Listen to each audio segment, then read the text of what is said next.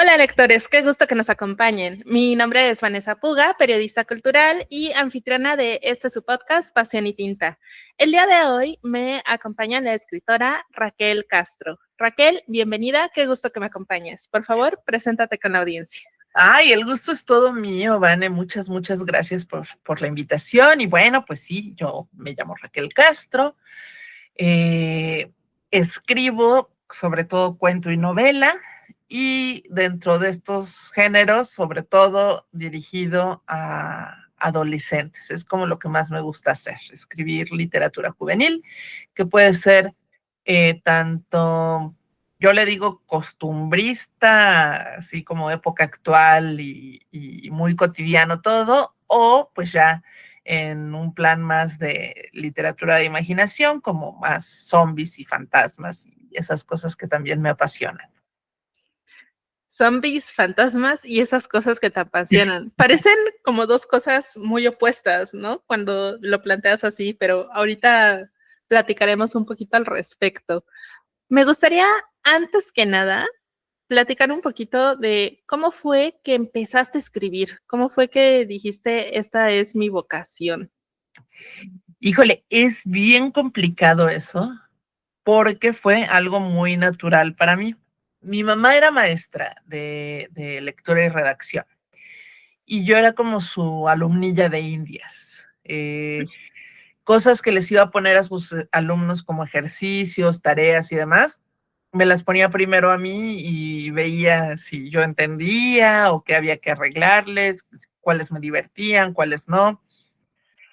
La cosa con eso es que yo crecí pensando que escribir es algo que hace todo mundo y que hace todo mundo por gusto, para divertirse. O sea, podía yo decir, ya acabé la tarea, ¿qué hago? ¿Juego con mis Barbies o me pongo a escribir un cuento?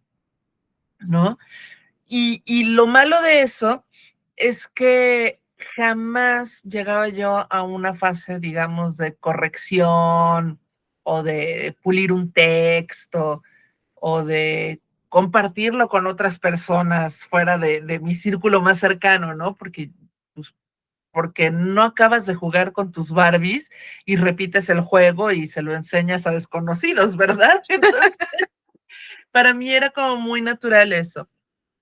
Y ya que, pues, eso hizo que fuera buena en las materias relacionadas con escritura en la escuela, y más adelante, cuando llegó la hora de decir, bueno, ¿y qué vas a querer hacer de tu vida? Yo dije, ay, pues me gustaría ser maestra de español.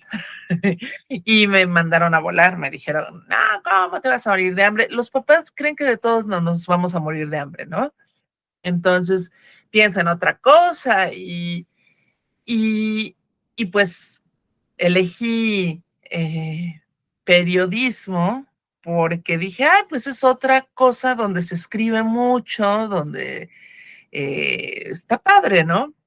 Y ya que entré a la carrera, descubrí con horror que periodismo implica hablar con gente a la que no te han presentado adecuadamente. Yo soy ya soy menos introvertida y tímida, pero así eso de vayan y entrevisten a alguien, o vayan y descubran algo que está pasando y reporten, era una pesadilla para mí.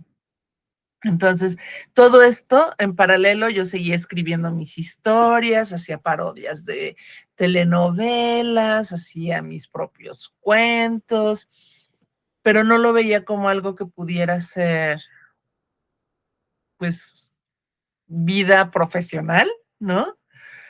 Y luego en la carrera de comunicación y periodismo descubrí el guionismo y dije, esto es maravilloso porque es una actividad profesional, te pagan por esto y se trata de escribir e inventar cosas, y ahí me quedé mucho tiempo, ¿no? Mientras seguía escribiendo por hobby. Realmente decidir hacer ya profesionalmente o ni siquiera te voy a decir, decidí hacerlo profesionalmente, decidir invertirle el tiempo a un texto para dejarlo guapo y que lo pudiera leer gente más allá de mis conocidos, fue pues ya estando yo casada, ya trabajando y toda la cosa, que dije, esto que escribí no está en el papel como yo quería que estuviera, como está en mi cabeza, y le invertí tanto tiempo que creo que vale la pena invertirle un poco más, ¿no? Y se convirtió eso en mi primera novela, y justo por invertirle tanto tiempo que quedara lo más parecida en el papel, bueno, en la pantalla, a como estaba en mi cabeza, que dije, ¿y ahora qué hace uno con esto? O sea, tanto tiempo, tanto esfuerzo, y quedó tan largo que ¿quién va a querer leerlo, no? ¿O para qué sirve o qué? Y Alberto, mi esposo, me dijo, pues mételo a un concurso para que lo vean otras personas distintas a las que te conocen y sirva para ti como romper un lazo, ¿no? Admitir en tu cabeza que ya lo terminaste. Y pues bueno, la cosa está, ganó el premio al que lo metí, que fue el Gran Angular, y fue, pues me cambió por completo el panorama hasta lo que yo pensaba de mí misma, ¿no? Tuve que reconocer que estaba entrando a otra fase de mi relación con la escritura. Fue más o menos así. La cosa esta, como le está diciendo Raquel en este momento, es la novela Ojos llenos de sombra, que como bien está diciendo, ganó el premio Gran Angular en 2012, si no mal me equivoco, ¿verdad? Así es, en 2012. Y el premio Gran Angular es el premio para novela juvenil de editorial SM, ¿verdad? Sí, sí. Ahora, a mí me da mucha risa porque justo es esta onda de vamos a mandar esta novela como de, bueno, ya, y si por lo menos ya la de, ay, por lo menos ya la dejo ir y si no gana, entonces voy a poder empezar a trabajarla, porque de esto ya habíamos platicado alguna vez, tú y yo, en la vida. ¿Cuál era realmente tu expectativa? Porque no esperabas ganar. Yo me acuerdo mucho de eso. Sí, no, yo estaba segura de que no iba a ganar. Eh, y no lo decía y no lo pensaba como una cosa eh, azotada o dramática, ¿no? Es simplemente que pues no era, estadísticamente hablando, no era lo que podía yo esperar, ¿no?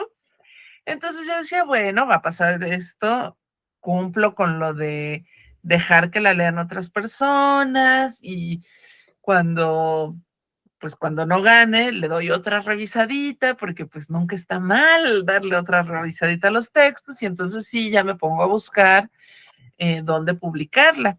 Porque además otra cosa que no habíamos comentado ahorita es que en el Inter, de que empecé a escribir Ojos llenos de sombra, que primero iba a ser un libro de cuentos, luego intenté hacerla como guión, luego finalmente aterricé en que podía ser una narración larga. Me daba pavor decir la palabra novela, ¿no? Es que novela es lo que hacen los escritores y yo soy Raquelita, yo estoy haciendo un coso largo, narrado, y y empezamos un taller literario con algunas amistades y los amigos me decían, es que pinta como para novela juvenil, ¿no? Es que el tono es como para chavos, es que tu humor le puede gustar a los y las adolescentes. Y yo nunca me había planteado eso, yo nada más estaba escribiendo esa historia que traía en la cabeza, que daba la casualidad que la protagonista era adolescente, y yo hasta les repelaba, les decía, es que el personaje principal sea adolescente no quiere decir que sea una historia para adolescentes. Pero es cierto, tengo un sentido del humor, una forma de narrar que de alguna manera son muy hospitalarios con los lectores adolescentes, sea de edad o de mentalidad. Y pues entonces estaba con lo del taller y así fue más o menos que me dijeron, sí, ya mándale, ándale. Y yo decía, no, pues me lo dicen porque son mis amigos y porque me quieren, pero todavía le hace falta corregirle cosas y va a haber que, ajustar detalles y no sé qué, ¿no? Entonces, pues sí, a la hora que ganó el premio, para empezar tuve que reconocer que no era que la gente me estuviera teniendo cariñito, lástima, ¿no? Porque pues, los jurados ni sabían quién era yo, ¿no? Y sí hubo un momento en el que pensé, seguir con mis inseguridades no es nada más faltarle el respeto a la gente que me conoce y que ha creído en mí, sino también a la otra gente que mandó trabajos al concurso, porque pues, no es justo que diga yo, ay, es que yo escribo por hobby y bien chafa, los otros iban a decir, ay, gracias, ¿no? Entonces, por eso te digo también que me cambió un montón de la perspectiva acerca de mi propia relación con la escritura. Y ese fue el arranque de cómo empezaste a publicar. Tú no le habías puesto una etiqueta a qué es lo que tú publicas y honestamente no sé si quienes escriben en general le ponen una etiqueta a lo que publican. No sé si cuando uno se sienta y empieza a escribir dice, por supuesto, estoy escribiendo la siguiente novela juvenil o estoy escribiendo la siguiente, se hace mucho este chiste de la gran novela americana, ¿no? Pero Sí. no sé si en general uno se sienta y dice, estoy escribiendo la siguiente gran novela de ciencia ficción. Pero tú en general, cuando te sientas y escribes, dices, estoy escribiendo una novela juvenil hoy en día, o cómo ha sido tu proceso a lo largo del tiempo.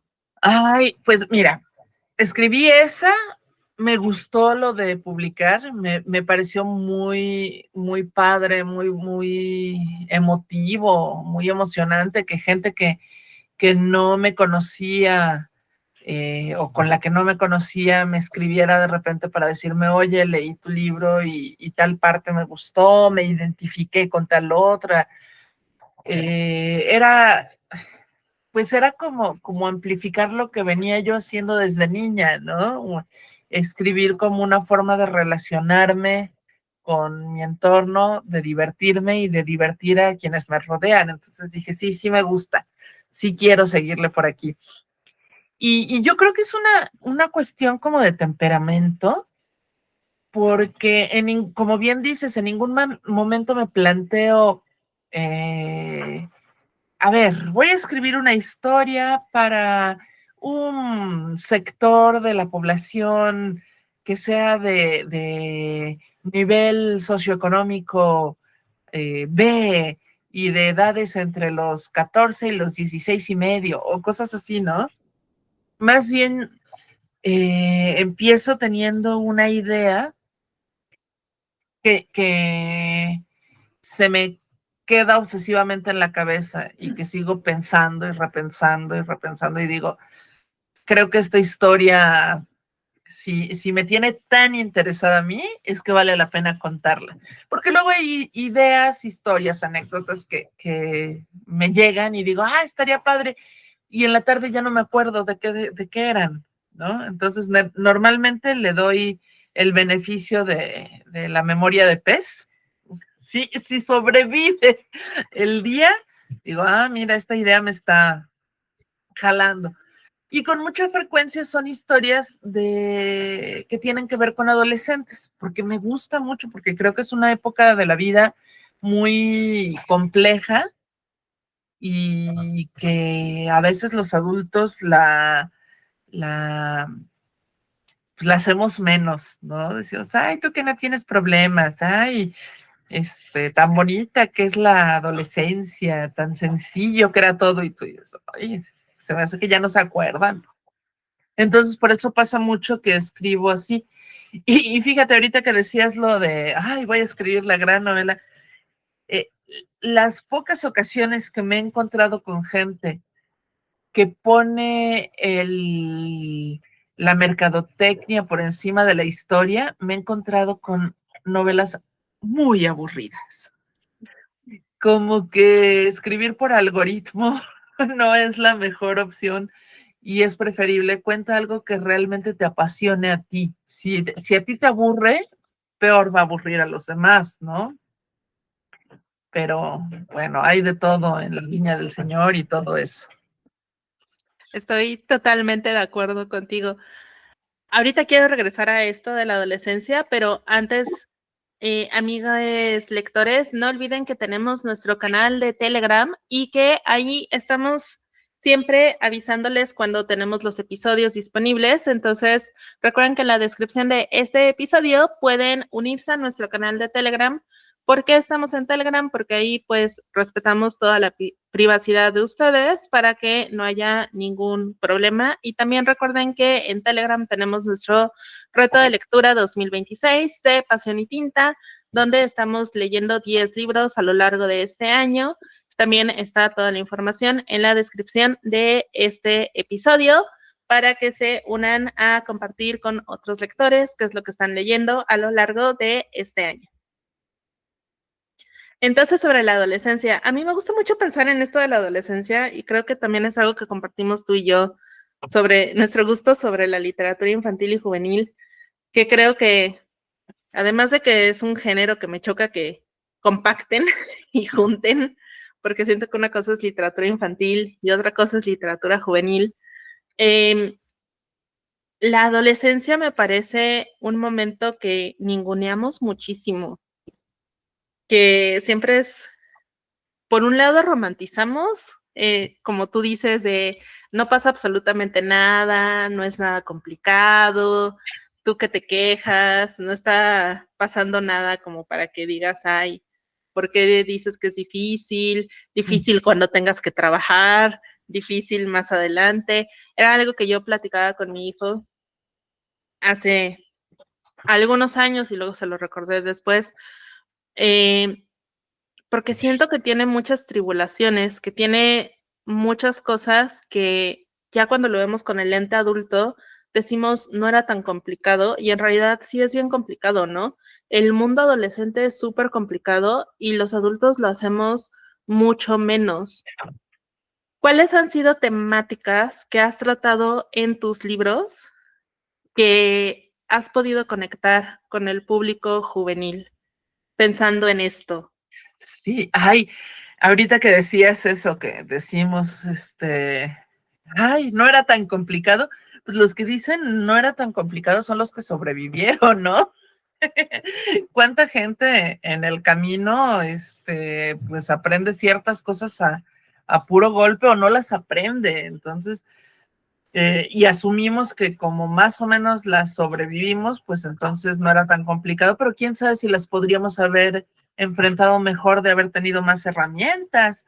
Creo que una de las cosas que a mí más me gusta abordar es esta cuestión de que tu cuerpo está cambiando, tu mente está cambiando, las hormonas te están bombardeando a todo lo que dan, empiezas a interesarte romántica o sexualmente en otras personas y al mismo tiempo estás buscando tu propia individualidad. Entonces, esto es bien cruel. Si lo pensamos realmente, uno para poder definirse como individuo tiene que separarse de lo que venía siendo su ser parte de una comunidad. ¿Cómo te lo explico? Lo primero que decimos de chiquitos es yo quiero ser como mi papá o como mi mamá. Y lo primero que hacemos en la adolescencia es quiero ser yo, así que no quiero ser como él o como ella. Y es algo bien doloroso. Como papá debe ser horrible, pero como uno, como adolescente, también es bien triste ese truene, ¿no? Y que al mismo tiempo tengas que estar sobreviviendo a las hormonas y queriendo ser un lobo solitario, pero al mismo tiempo no quieres despegarte de los amigos o de la pareja, y que al mismo tiempo te digan, para mañana tienes que decidir a qué te vas a dedicar el resto de tu vida. Por favor, yo todavía no sé, no estoy segura si quiero ponerme el pantalón que compré la semana pasada. Creo que fue un gran error cortarme así el cabello. La regué con este tinte. Y además quieren que decida que escoja una carrera y que escoja sabiamente. Si yo lo único que sé es que no quiero estar con el maestro que me cae gordo porque siempre llega temprano, no sé, es una cosa bien, bien tremenda. Entonces a mí me gusta tratar estas complejidades y estas contradicciones y explorar mucho la parte de el descubrir tu propia identidad. Y creo que algo que me ha funcionado es que en lugar de tratar de decir, cuando seas grande vas a entender que en realidad no era tan grave, lo que trato de decir es, cuando seas grande vas a descubrir que los adultos estamos igual de perdidos que los adolescentes, que los niños, porque todo es ir descubriendo quiénes somos y eso es cambiante, ¿no? Entonces, historias que pasan en la secundaria sobre la mejor amiga o que ocurren en la prepa con el primer amor o el primer truene o el primer cuerno, cosas así. Creo que no es tanto los temas, sino el cómo abordarlos, tratando de retratar un poquito de toda la complejidad que implican, ¿no? Esa idea de los adultos estamos igual de perdidos, justo alguna vez yo le decía a mi hijo, es que yo siento que a mí mis papás me mintieron. Yo los veía estando yo chica y decía, claro, cuando llega a los 30, 30 y tantos, se resuelve la vida, porque yo los veo y ya tienen todo resuelto. Y uno llega a los 30 y es, me mintieron, no sabían nada, nomás estaban fingiendo seguramente para que yo no me espantara, pues, pero en realidad no había nada resuelto y probablemente sería menos estresante haber llegado a esta edad si hubieran sido abiertos conmigo y me hubieran dicho, yo tampoco sé nada de lo que está pasando y tendría menos este síndrome de la impostora. Claro, porque encima de todo, a mí me pasó también y eso de comparar y decir, es que cuando yo sea grande como mi mamá no voy a llorar por nada y voy a poder resolverlo todo y aprenderé lo que platicábamos hace ratito antes de empezar a grabar, ¿no? Aprenderé a administrar mi dinero y mi tiempo y descubres que no, pero tu primer pensamiento es, no pude. No es ellos tampoco, sino yo la regué, yo fallé, ¿no? Entonces, creo que es muy útil acercarnos a los adolescentes con esta actitud más, pues más honesta y sin miedo de que te vayan que se van a decepcionar de ti o que van a faltarte al respeto. Al contrario, yo creo que van a agradecer mucho en su momento la honestidad y esta actitud de, pues mira, yo tampoco he aprendido a resolver las raíces cuadradas, pero veamos un tutorial juntos y vamos a tratar de hacerlo. Y de las raíces cuadradas te puedes pasar al maquillaje y luego a las relaciones interpersonales, ¿no? Es, es parte pues es que es parte de la vida. Y si alguien piensa, es que a los 30 años ya acabaste y ya sabes todo, pues mejor te mueres, ¿no? O sea, ¿qué caso tienen los siguientes años? Sobre todo ahora que la expectativa de vida es tan alta, ¿no? Porque yo entiendo cuando escribían los cuentos infantiles y claro, la Cenicienta se casa a los 15 porque pues a los 30 se petateaban, ¿no? Pero ahora que tenemos una expectativa de vida mucho más alta, pues Claro, o sea, los 40 son los nuevos 15, ¿no? definitivamente. Algo que a mí siempre me ha fascinado de tu forma de escribir y para quienes nos están viendo, ya sea en YouTube o escuchando en Spotify o en Apple, eh, y cuando se acerquen a los textos de Raquel, si es que no los conocen, porque ya a estas alturas de 2012 para acá, Raquel tiene muchísimas cosas publicadas, son tus diálogos. Y ya medio dijiste un poquito, el guionismo te fascinó cuando lo conociste y tienes una trayectoria como guionista, pero dime tú, ¿cómo es este juego para escribir buenos diálogos? Yo creo que cuando uno se acerca a los diálogos con tus personajes, sea en las novelas o en los cuentos, creo que en las novelas es más fácil verlo porque hay más oportunidad, se sienten muy reales. No es este típico intercambio donde ella dijo, él dijo, ella dijo, él dijo, y así es como vamos viendo que hay un diálogo, sino de verdad hay una voz, de verdad vas distinguiendo a los distintos personajes. Incluso en algún ejercicio de escritura creativa, yo ponía un ejemplo de Ojos llenos de sombra, donde están dialogando los hermanos mayores de Atari, la protagonista, y se distingue perfectamente quiénes son los que están hablando. ¿Cómo aprendiste o qué consejos tendrías tú para quienes quieren hacer buenos diálogos y que se distinga realmente la voz de cada personaje? Porque creo que eso es algo que cuesta mucho trabajo. Sí, creo que es difícil, pero es, por lo menos para mí, es una de las cosas más gratas de la escritura. Lo primero que les recomendaría es escuchar a la gente. Cuando vayan en el camión o en el metro, cuando estén sentados tomando el sol y de repente los vecinos empiezan a pelearse, ustedes paren oreja. Es bien bonito ser un metiche, ¿no? No, es bien bonito darnos cuenta de cómo hay particularidades en la forma de hablar de cada quien. Y lo primero que tenemos que hacer para poderlas reflejar en lo que escribimos es reconocerlas en lo que escuchamos.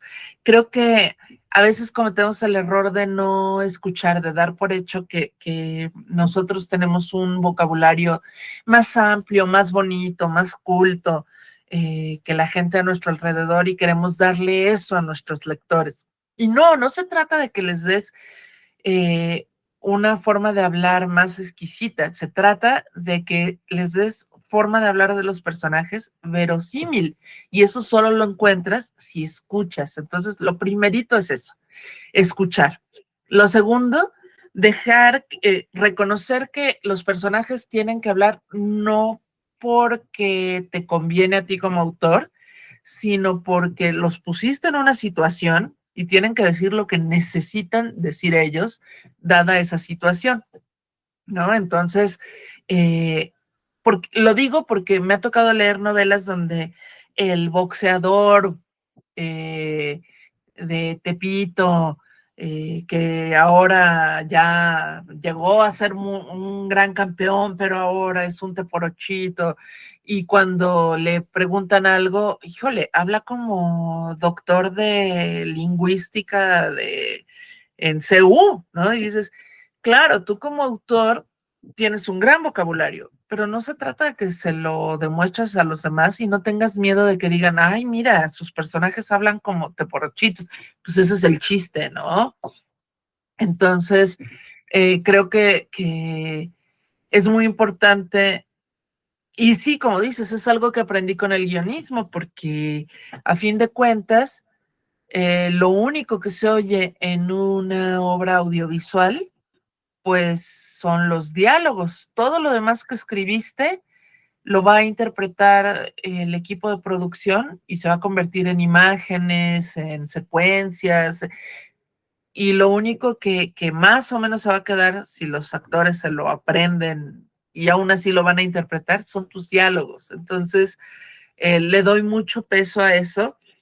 Recomiendo entonces escuchar mucho, dedicarle un ratito a cada personaje a entender quién es y por qué diría algo y por qué no lo diría también, ¿no? Porque si es un personaje tímido, no va a expresar una injusticia del mismo modo que le expresaría uno que es extrovertido y es todo un líder, por ejemplo. Y lo otro, a mí me funciona mucho leer mis diálogos en voz alta, porque a veces tú mismo te atoras con palabras, ¿no? Y dices, a ver, si yo que estoy sentada, estoy leyendo, no puedo pronunciar esto, ¿cómo espero que mi personaje que tiene 7 años y que está jugando fútbol y que no tiene aliento porque acaba de correr mucho, lo pueda pronunciar, ¿no? Entonces, cámbiale esas palabras y como verás, le dedico mucho tiempo a los diálogos y mi otro consejo es, dedíquenle tiempo a los diálogos ya que hayan terminado, ¿no? Si en una primera etapa de escritura no tienes mucha práctica con los diálogos, no te sientes muy segura con ellos, escribe como se te ocurre, es más, escribe resumen de lo que diría el personaje y sigue adelante. Y cuando acabes y empieces a corregir y ya decidas qué escenas sí se van a quedar en tu historia, entonces, ahora sí, ¿quién es este personaje? ¿Cómo podría decir estas mismas palabras que son mías, pero con su experiencia de vida, con su forma de expresarse, ¿no? Ahora lo voy a leer en voz alta. Me suena creíble, me suena impostado, vuélvelo a cambiar. Pero no tiene caso que le inviertas tiempo a todo esto, a una escena que a lo mejor después quitas, porque también luego nos encariñamos con lo que nos costó trabajo y queremos dejarlo, aunque nos sirve, porque nos costó trabajo, ¿no? Como verás, me apasiona mucho hablar de diálogos. Pero eso me parece muy bueno porque luego hay diálogos, a mí me ha pasado, que me rompen lo que está pasando, que me rompen la escena. Me pasó hace un par de años leyendo Pink de Juana de Esa, una historia que a mí me gustó mucho, que disfruté, pero había algo que me sacaba cada vez que la leía y era que la protagonista tiene unas hijas gemelas, si no mal me acuerdo, de 3 años, 4 años, están entrando al kinder. Y esas niñas tenían una capacidad cognitiva y de darse cuenta de todo lo que estaba pasando a su alrededor, como de primaria, pero como de niñas de 8 años, 9 años. Hablaban con una fluidez, esas escuinclas, magnífica. Y entonces era como de, cada vez que las leía, era de, no, o sea, una niña de 4 años no me va a decir estos diálogos de 3 líneas que me está diciendo que está diciendo en este momento, ¿no? Entonces, Sí. por mucho que yo quisiera tratar de creerle, me costaba mucho trabajo creerle. Y seguramente te habrá pasado, y esto es bien importante, que te distraen de lo realmente importante, porque luego ni siquiera son personajes tan importantes, son un personaje secundario que sirve para el alivio cómico, que nada más está como para cambiarle un poquito el tono, y tú ya no puedes concentrarte en que el personaje fue abducido por el ovni o que tiene alguna enfermedad incurable, porque estás clavado pensando, pero un niño de 4 años diría esto, le voy a hablar a mi hermana para que me pase al sobrinito, porque, y ya uno solito como que echa a perder su propia historia al meterle cosas así. Y justo por pensar, no son importantes, no les debo de dedicar mucho esfuerzo. Entonces sale contraproducente. Sí, sí pasa. Antes de que hablemos de otra cosa que creo que es importante en toda tu escritura, yo les quiero recordar a ustedes que nos están viendo o escuchando que activen las notificaciones para que sepan cuando tenemos nuevos episodios, sobre todo ahorita que estamos en esta 4ª temporada y que estamos por acercarnos al 2º aniversario del podcast, porque con este 2º aniversario, pues obviamente vamos a tener algún regalito para ustedes. Entonces, también, si no nos siguen todavía en redes sociales, pueden empezar a seguirnos en las redes sociales. Ya saben, chequen la descripción de este episodio para ver dónde nos pueden seguir, para saber qué va a pasar cuando nos acerquemos a nuestro 2º aniversario. Algo que decías es que aparte de costumbrismo, cosas más contemporáneas y realismo, te gustan los zombies y los fantasmas. Yo sé que por ahí hay una historia de que antes de los zombies te gustaba otro monstruo y después dijiste, no, ya no me gusta este monstruo y ahora me gustan los zombies. Me gustaría que contaras esa anécdota antes de que nos cuentes por qué te gustan los zombies. Sí, yo era bueno, te tengo una noticia, pero va. Yo era una fan loca de los vampiros, como buena niña dark.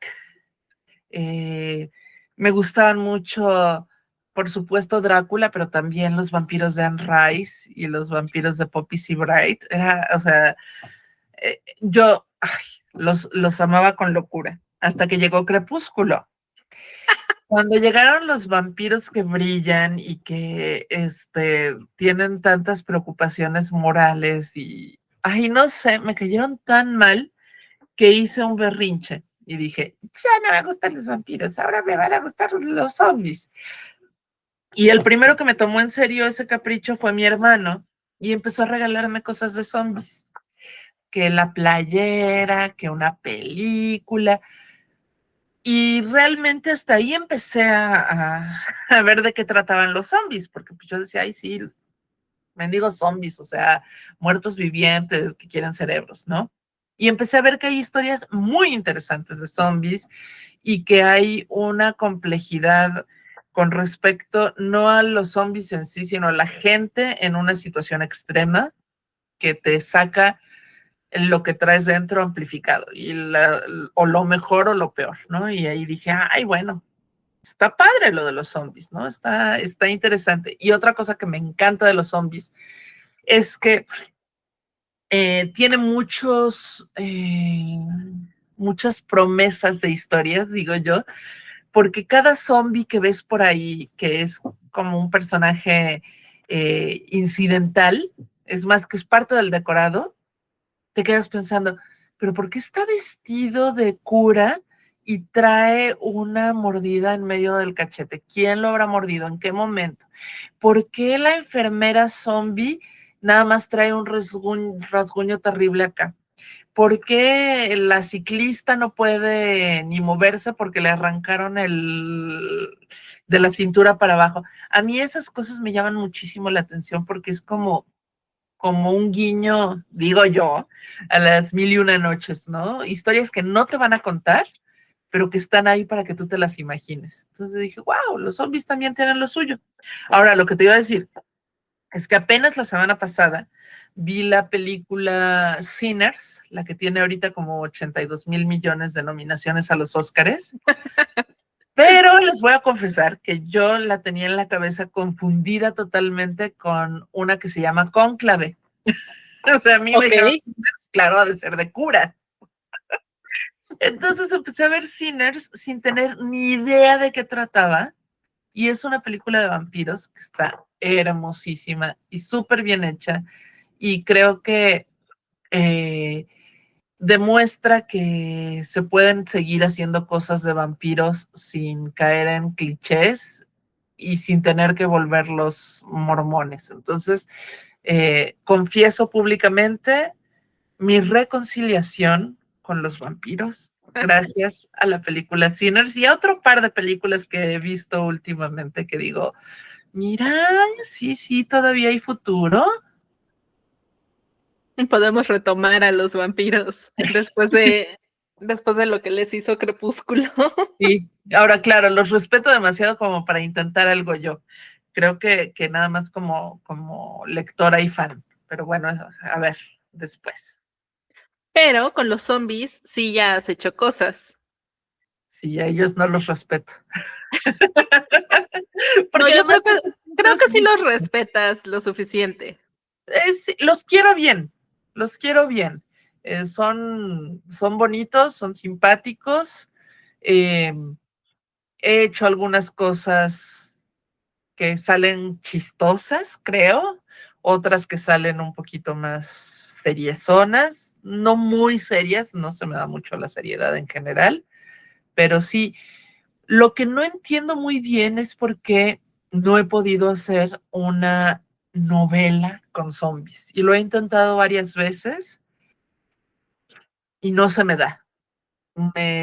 Como que los temas sobrenaturales me funcionan en formato de cuento, cortitos, para que sea como el madrazo y salir corriendo, ¿no? Y como que irlo construyendo en una historia de largo aliento, me clavo con la parte más bien humana y se me olvidan los zombies. Bueno, pero si lo consideras así, Sinners justamente hace eso.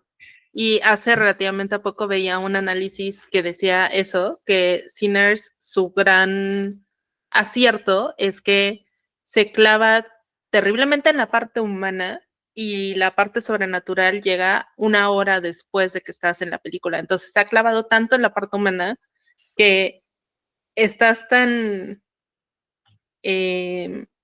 invested, tan interesado en todo lo humano, que para cuando llega la parte sobrenatural, estás demasiado preocupado por toda la parte humana. Entonces, eso es una cosa muy interesante que normalmente las películas slasher, por ejemplo, no hacen.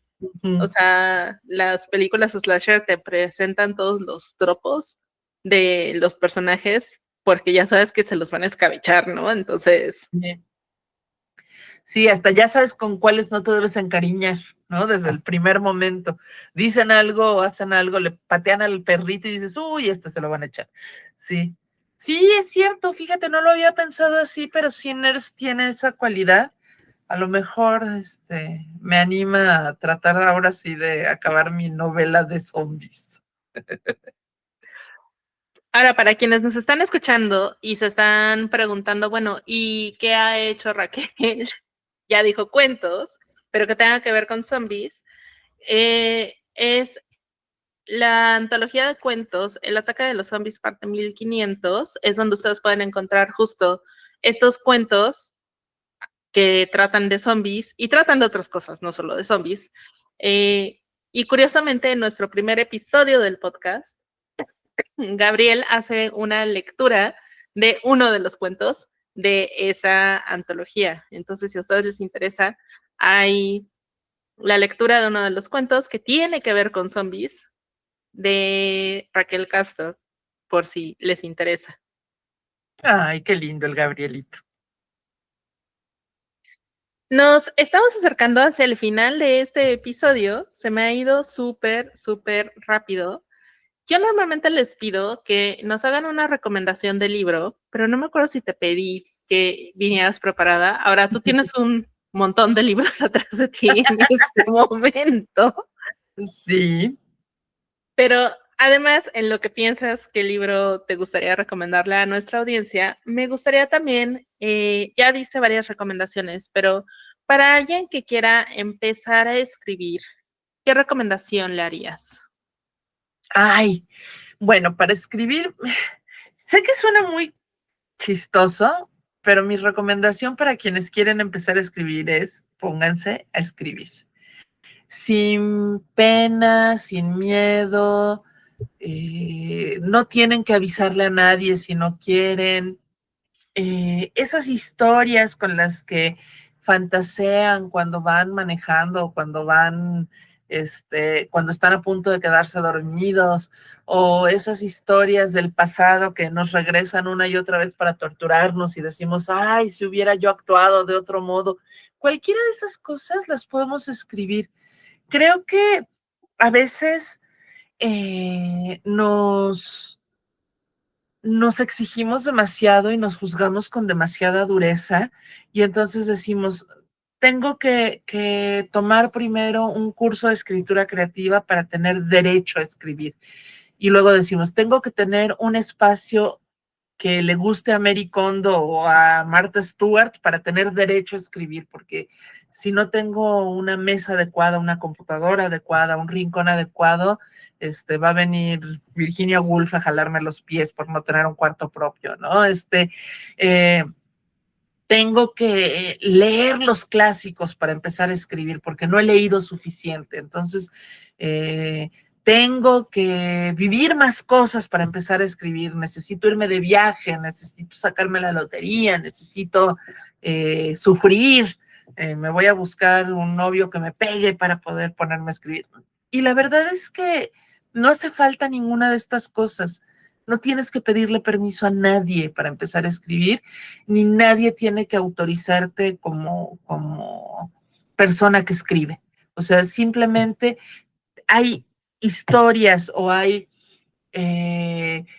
escenas o hay frases que tú quieres consignar en papel o en la computadora, ponte a hacerlo. creo que ese sería el primer paso, sin ver qué te van a decir los demás, si te van a juzgar o se van a reír o qué. Y si descubres que al hacerlo lo estás disfrutando, sigue haciéndolo. Porque va a llegar el momento en que uno solito diga, híjole, ya lo disfruté tanto que lo necesito compartir, ¿no? Pero es un paso que es natural. Y si no te llega, o sea, si dices, soy muy feliz escribiendo solo para mí, también está bien, porque lo primero de la escritura es ese gozo, esa cita contigo mismo y ese gozo personal, ¿no? Entonces, ese sería mi mayor consejo. Escribe por gusto, encuéntrale lo divertido y no te preocupes de qué va a pasar mañana cuando acabes el cuento, si lo vas a meter a un concurso, si se lo va a sacar, si vas a tener que buscar una editorial, o sea, primero escribamos y ya dejémosle ese problema a nuestro yo del libro terminado, ¿no? Me parece un gran consejo. Muchísimas gracias. Y ahora sí, te voy a pedir una recomendación de libro para nuestra audiencia.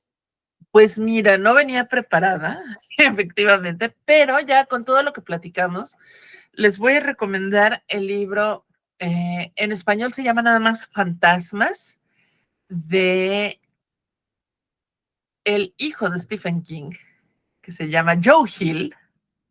En inglés se llama 20th Century Ghosts, se debería llamar en español Fantasmas del siglo XX. Es un libro de cuentos que está bien bonito, así súper, súper interesante, historias verdaderamente terroríficas, algunas de ellas. La película esta de Teléfono Negro está basada en uno de los cuentos de este libro y creo que tiene una imaginación muy poderosa, Joe Hill, y se puede ver como la influencia de su papá y al mismo tiempo ver que es una persona completamente distinta al papá. Entonces, hasta lo podemos analizar por el lado de cómo los adolescentes rompen con sus referencias, pero luego vuelven a ellas cuando ya resolvieron el conflicto, ¿no?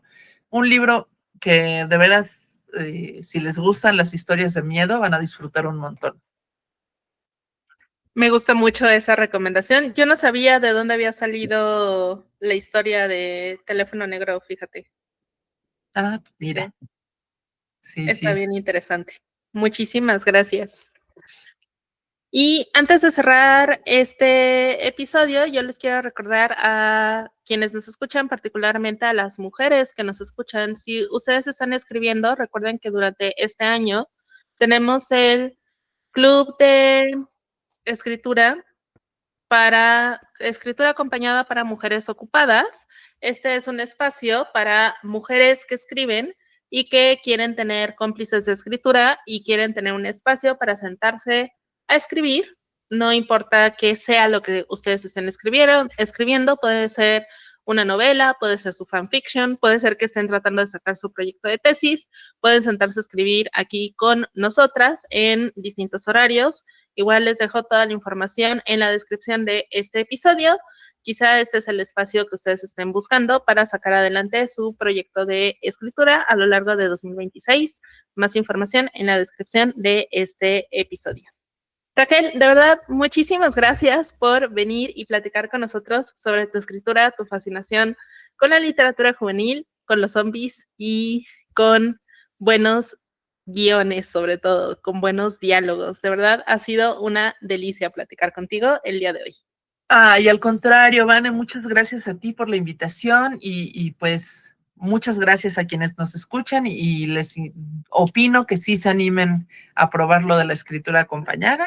¿Qué tal que ahí es donde encuentran la disciplina que a veces nos falta o el valor o ve tú a saber el empujoncito que a veces nos falta y que ni siquiera sabemos en qué consiste? Sí, ojalá sí se animen. Que hay Sí. quienes me han preguntado y digo, no sé si a ti te ha pasado, digo, antes de despedirnos, para mí ha sido importante generar un espacio para mujeres porque luego siento que las mujeres tendemos a hacernos un poquito menos con esto de la escritura. Sí, bueno, y tiene que ver con un montón de cosas culturales y de educación, pero pues Independientemente de eso, detectarlo y tratar de revertirlo, porque no le tenemos que pedir permiso a nadie para ponernos a escribir. Exacto. Pero bueno, ahí está la invitación y de verdad también está la invitación para que conozcan el trabajo de Raquel. Ya tiene un montón de libros publicados. No sé a estas alturas de la vida cuántos libros tienes. Ay, no sé. Tú tampoco sabes. Pero ya son muchos libros. Sí. Ya deben ser más de 10. Puede ser, no. Me voy a poner a hacer la lista. Me voy a poner a contarlos. Bueno, en una de esas los cuento y les dejo cuántos libros tiene escritos Raquel en la descripción del episodio, pero por lo menos ya les mencionamos cuál es el primero de los libros que tiene y una de sus antologías de cuentos. No son los únicos que tiene muchos más ahí para que revisen y también tiene trabajo como traductora de novelas, entonces para que revisen ahí todo lo que ha hecho Raquel. De verdad, muchas gracias por habernos acompañado en este episodio. Y ustedes que nos escuchan, nos encontramos en la próxima. Gracias, Vane. Besos. Acabas de escuchar Pasión y Tinta, el podcast pensado para todos los amantes de los libros. Pasión y Tinta fue creado por Vanessa Puga, quien también es nuestra conductora y alterna con Laura Logar e invitados especiales. Este podcast es una producción de Hungry Imp Productions. Productor ejecutivo, Gabriel Puga. Gracias por escucharnos. Hasta la próxima.